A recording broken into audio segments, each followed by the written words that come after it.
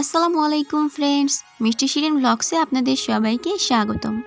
আজকে আমি আপনাদেরকে বাড়ির মুরগি ধরে চিকেন বিরিয়ানি তৈরি করে দেখাবো। আমি আশা করছি আপনারা আমার ভিডিওটি একদম শেষ অবধি দেখবেন এবং আমার ভিডিওটি ভালো লাগলে আপনারা অবশ্যই আমার চ্যানেলটি সাবস্ক্রাইব করবেন এবং আমার পরের ভিডিওর নোটিফিকেশন পাওয়ার জন্য পাশে থাকা বেল বাটনটিতে ক্লিক করে দেবেন। আমার ভিডিওটি যদি আপনাদের সত্যিই খুব ভালো লাগে তাহলে আপনাদের ফ্রেন্ডস ফ্যামিলির সাথে শেয়ার করে দেবেন।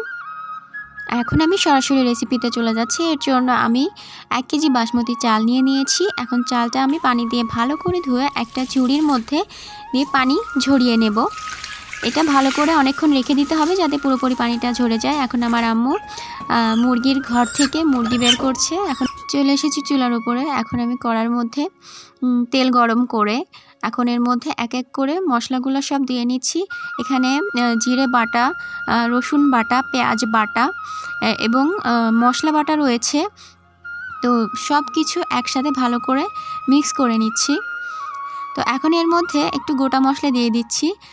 গোটা মশলা দেওয়ার পরে এর মধ্যে একটু লবণ দিয়ে নিচ্ছি। যে মুরগি কেটে কুটে পরিষ্কার করে ধোয়া হয়ে গেছে। এখন আমি মুরগির মাংসগুলো এই মশলার মধ্যে একটু ভালো করে কষিয়ে নেব।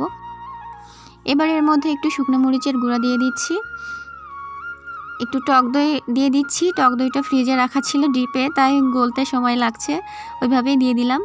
তো সব কিছু ভালো করে মিক্স করে নিয়ে এবার যে পানি ঝরিয়ে রাখা চালটা এখন আমি দিয়ে নিচ্ছি। তো এখানে ভালো করে নাড়াচাড়া করে নিতে হবে এবং অনেকক্ষণ ধরে ভাজি করে নিতে হবে চালটা। এবার এর মধ্যে একটু তেল দিয়ে নিচ্ছি, নিয়ে আর একটু ভাজি করে তারপরে এর মধ্যে আরেক জায়গায় পানি গরম করে রেখেছিলাম, সেই পানিটা দিয়ে দিচ্ছি। সো মাটির চুলায় রান্না করছি, আপনারা দেখে বুঝতে পারছেন। এর মধ্যে একটু বিরিয়ানির মশলা দিয়ে দিচ্ছি। বিরিয়ানি মশলাটা বেশি দিব না, বেশি দিলে গন্ধ লাগবে। তো সামান্য পরিমাণে দিয়ে এটা ভালো করে নাড়াচাড়া করে নিয়েছি। এবার যখন পানিটা একটু শুকিয়ে এসেছে তখন এর মধ্যে একটু কাঁচামরিচের ফ্লেভার আনার জন্য কাঁচামরিচ দিয়ে দিয়েছি।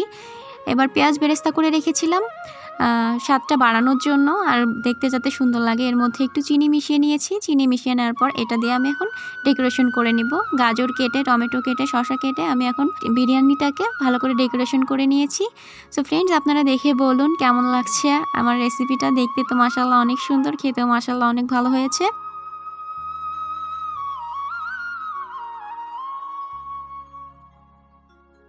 আমার ভিডিওটি যদি আপনাদের অনেক ভালো লাগে তাহলে আপনারা আমার চ্যানেলটি অবশ্যই সাবস্ক্রাইব করবেন এবং পাশে থাকা বেল বাটনটিতে ক্লিক করে দেবেন। লাইক, কমেন্ট, শেয়ার করে অবশ্যই পাশে থাকবেন।